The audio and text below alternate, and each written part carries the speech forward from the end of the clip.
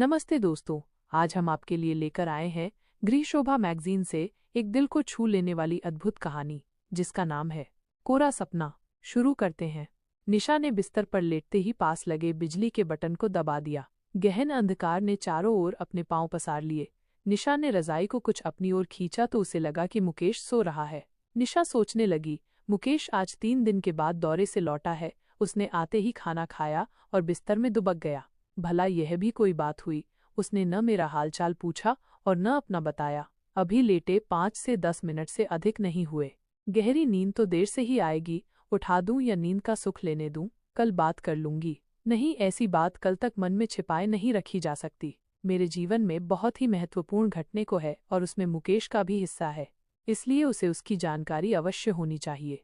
आखिर उसने मुकेश को जगाने का निश्चय किया। अजी, सो गए क्या? मुकेश साहब, उसने नाटकीय अंदाज में कहा। हूँ, क्या है? कोई बुला रहा है? मुकेश ने हाथ से रजाई परे हटाई और उठने की कोशिश करने लगा। तभी निशा को अपनी शरारत पर हंसी आ गई। मुकेश के कंधे को दबाकर बोली, आराम से लेटे रहो। क्या कोई बुला रहा था? मुकेश ने पूछा। हाँ, मेरा मन बुला रहा था, निशा ने मुस्कराकर कहा। तुम्हारा? हाँ, मेरा। क्या विश्वास नहीं होता कि मेरा मन तुम्हें बुला सकता है?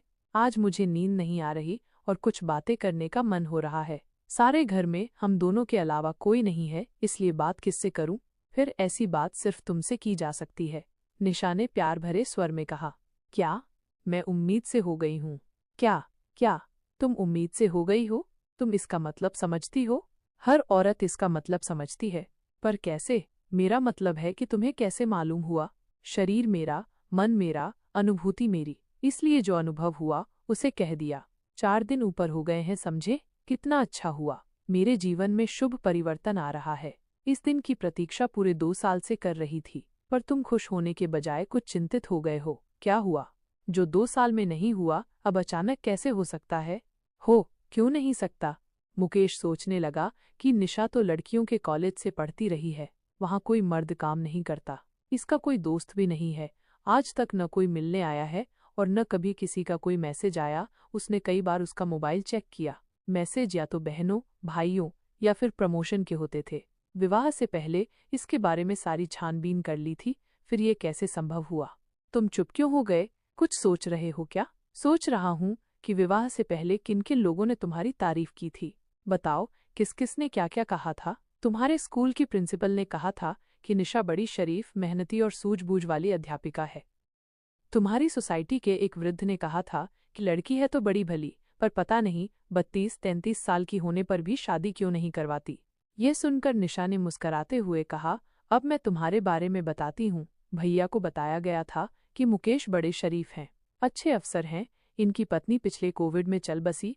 दोनों लड़के सनावर स्कूल में पढ़ने भेज दिए हैं। न सिगरेट का शौक है और न पीने का। तुम्हारे दफ्तर वालों ने बताया था कि अफसर जवान हो, पैसा खूब हो, फिर भी उसमें कोई बुरी आदत न हो। तुम्हारे सिवा ऐसा कोई और अफसर नहीं देखा।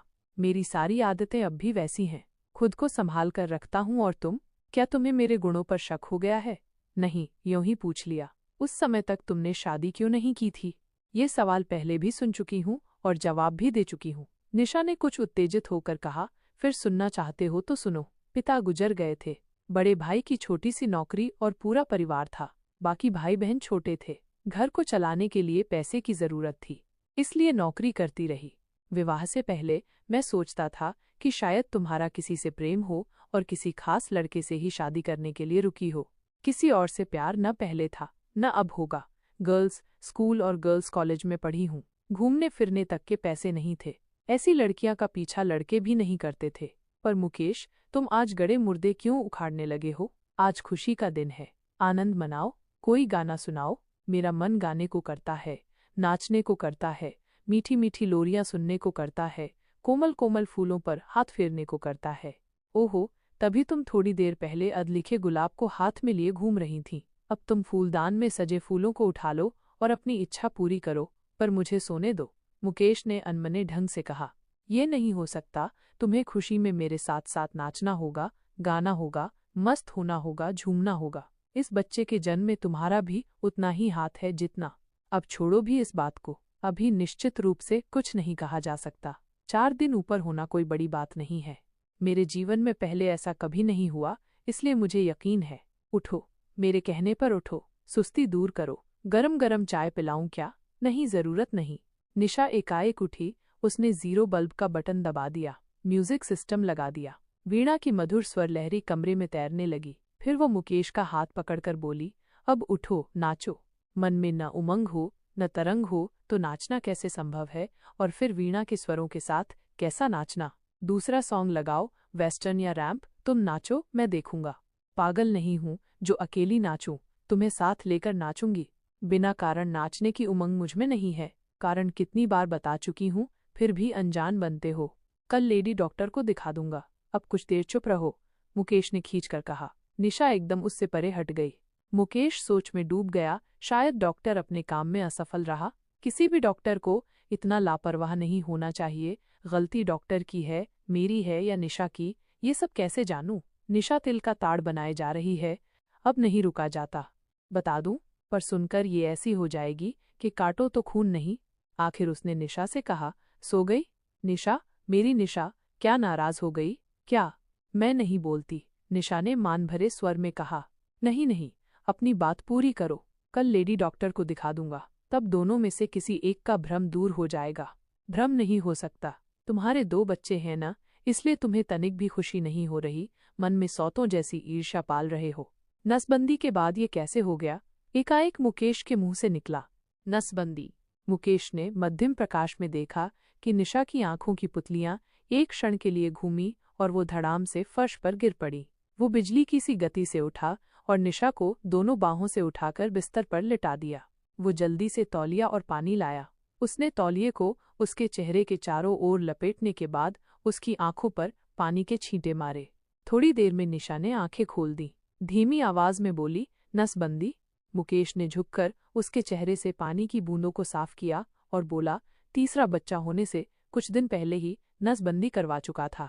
फिर विवाह क्यों किया? निशा के स्वर में आवेश था। कल बात कर लेंगे, अभी तुम्हारी तबीयत ठीक नहीं है। फोन कर डॉक्टर शाह को बुला लेता हूँ।